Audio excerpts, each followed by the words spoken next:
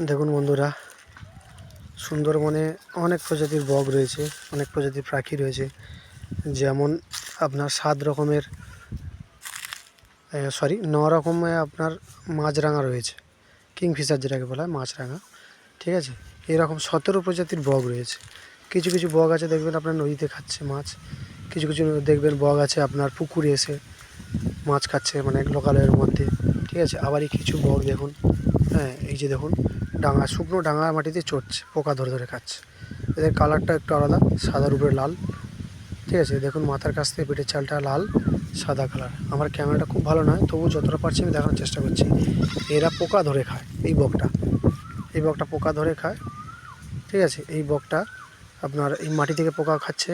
আবার দেখা যাবে কোনো জীবজন্তু, যেমন ধরুন গরু, ঠিক আছে, ছাগল, এদের গায়ের থেকে কেঁট ধরে খায়। কেঁট পোকা, যেটা গরুর গায়ের পোকা বা ছাগলের গায়ে যে পোকা থাকে, সেই পোকাগুলোকে এরা ধরে ধরে খায়, খেয়ে এদের জীবিকা নির্বাহ করে থাকে বা বেঁচে থাকে, ঠিক আছে। এই দেখুন বিভিন্ন প্রজাতির সিস্টেম হয়েছে এই সুন্দরবনটা।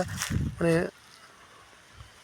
আমরা যেমন যেমন মানে প্রতিটা দেশ বলুন, রাষ্ট্র বলুন, দেখে থেকে এক একটা বিশেষত্ব রয়েছে। তা সুন্দরবনের এরকম এই পশু পাখি গাছপালা এই সমস্ত নিয়ে এর একটা বিশেষত্ব রয়েছে, ঠিক আছে।